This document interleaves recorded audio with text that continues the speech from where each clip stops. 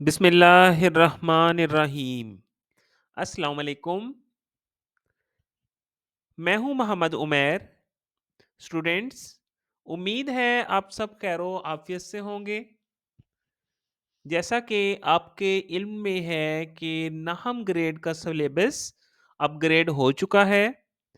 New syllabus के मुताबिक physics second chapter kinematics की heading 2.7 graphical analysis of motion को आज हम स्टडी करने जा रहे हैं और हम सीखेंगे कि ग्राफ क्या होता है, किस तरह हम ग्राफ का इस्तेमाल करते हुए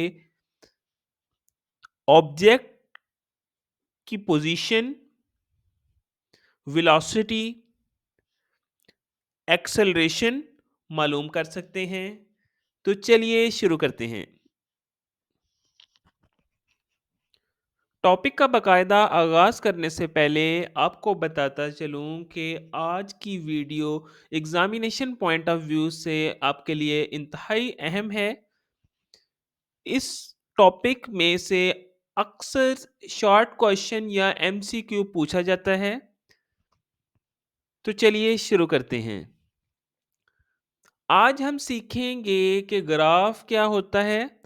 इसके अलावा उन टेक्निकल टर्म्स के बारे में जानेंगे जो कि ग्राफ से मुतल्लिक हैं, जिसमें नंबर 1 पे आता है ओरिजिन, नंबर 2 पर आती है इंडिपेंडेंट क्वांटिटी और नंबर 3 पर आ रही है डिपेंडेंट क्वांटिटी। इसके साथ साथ हम मुख्तलिफ सिचुएशंस में ग्राफ ड्रा करके देखेंगे कि किस तरह डिस्टेंस टाइम ग्राफ हमारे लिए मुख्तलिफ तरह की मालूमात लेकर आ रहे होते हैं। Clear? Dear students, graph is the pictorial way of representing information. मालूमात को तस्वीरी शक्ल में दिखाने के तरीक़ेकार को ग्राफ कहा जाता है।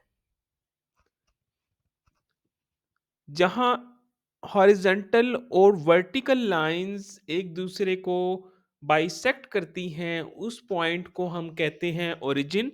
जैसा कि तस्वीर में आप देख सकते हैं कि जहाँ हमारी हॉरिजॉन्टल और वर्टिकल लाइन आपस में इंटरसेक्ट हो रही है, उस पॉइंट को ओ से ज़ाहिर किया गया है। हॉरिजॉन्टल लाइन में हमारे पास राइट साइड पे पॉजिटिव एक्स एक्सिस होगा, लेफ्ट साइड पे हमारे पास नेगेटिव एक्स एक्सिस होगा। वाई एक्सिस पर अपवर्ड डायरेक्शन में हमारे पास पॉजिटिव वाई एक्सिस होगा, इसी तरह ही डाउनवर्ड डायरेक्शन में नेगेटिव वाई एक्सिस मौजूद होगा। एक्स एक्सिस पर नॉर्मली हम इंडिपेंडेंट क्वांटिटी को पुट करते हैं। इंडिपेंडेंट क्वांटिटी एक ऐसी क्वांटिटी होती है जो कि किसी दूसरी क्वांटिटी पे डिपेंड ना कर रही हो। वाई एक्सिस पे नॉर्मली हम डिपेंडेंट क्वांटिटी को पुट करते हैं। ऐसी क्वांटिटी जिसकी वैल्यू किसी दूसरी क्वांटिटी पे डिपेंड हो रही कर रही हो, उसको हम बोलते हैं डिपेंडेंट क्वांटिटी। प्यारे बच्चों, याद रखिएगा कि टाइम हमेशा इंडिपेंडेंट क्वांटिटी रहती है। ये कभी भी किसी दूसरी शय पे डिपेंड नहीं करता। तो ग्राफिकल एनालिसिस ऑफ मोशन में हम टाइम को हमेशा एक्स एक्सिस पे पुट करेंगे। क्लियर?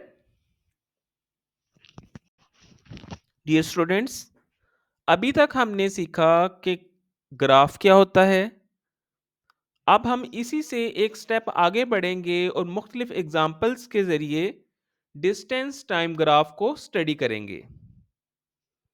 फर्ज करें कि एक गाड़ी मोटरवे पर मूव कर रही है और हम इसके मोशन को ऑब्जर्व करना चाहते हैं। तो सबसे पहले तो बेटा आपने एक ग्राफ ड्रा कर लेना है, जैसा कि आपको तस्वीर पर दिखाई दे रहा होगा।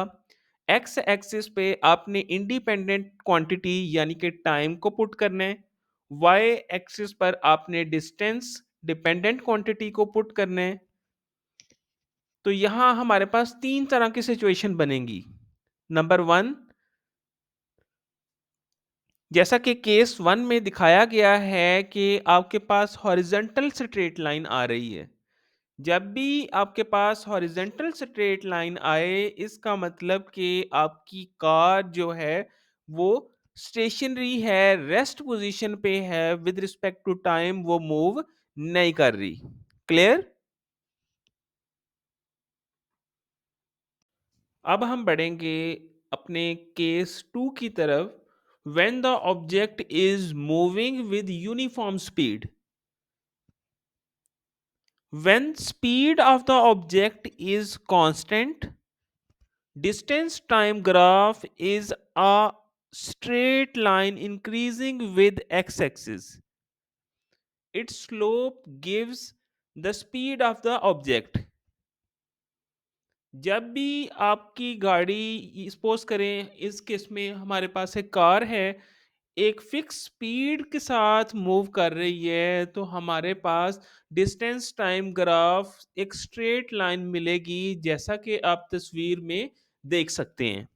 यहाँ एक्स एक्सिस पे आपने इंडिपेंडेंट क्वांटिटी टाइम को पुट करना है और वाई एक्सिस पे आपने डिपेंडेंट क्वांटिटी डिस्टेंस को पुट करना है।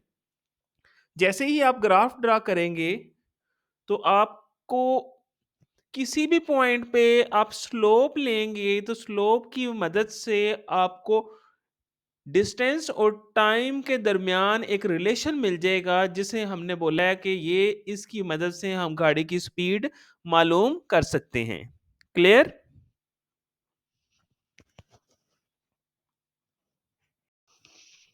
अब हम बढ़ेंगे आज के तीसरे केस की तरफ।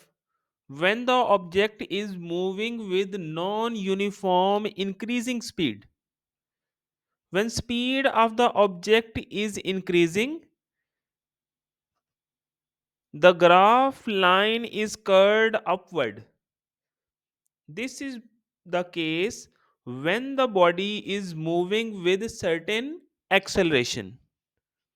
जब भी स्पीड आपकी बढ़ रही है, तो आपको अपवर्ड कर्व दिखाई देगी, जैसा कि तस्वीर में आप देख सकते हैं। हॉरिजॉन्टल एक्सिस पे अपने टाइम को, वर्टिकल एक्सिस पे मैंने डिस्टेंस को एज यूजुअल पुट करना है, तो आपको एक कर्व दिखाई देगी जो कि अपवर्ड डायरेक्शन पर कर्व्ड है।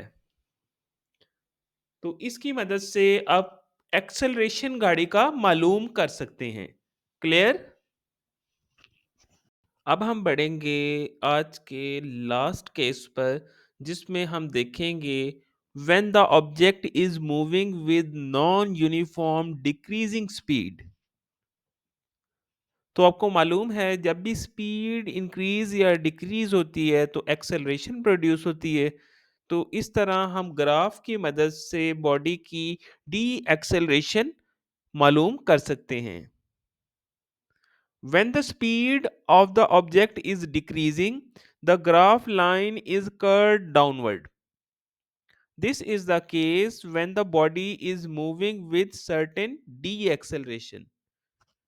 तो बेटा, आज के लेक्चर में हमने सीखा कि किस तरह हम बॉडी के मोशन को ग्राफ की मदद से पिक्चर यूज करते हुए पिक्टोरियल वे में इंटरप्रेट कर सकते हैं, समझ सकते हैं, अंडरस्टैंड कर सकते हैं। तो आज की वीडियो में सिर्फ इतना ही। शुक्रिया, जज़ाकल्लाह, अल्लाह हाफ़िज़।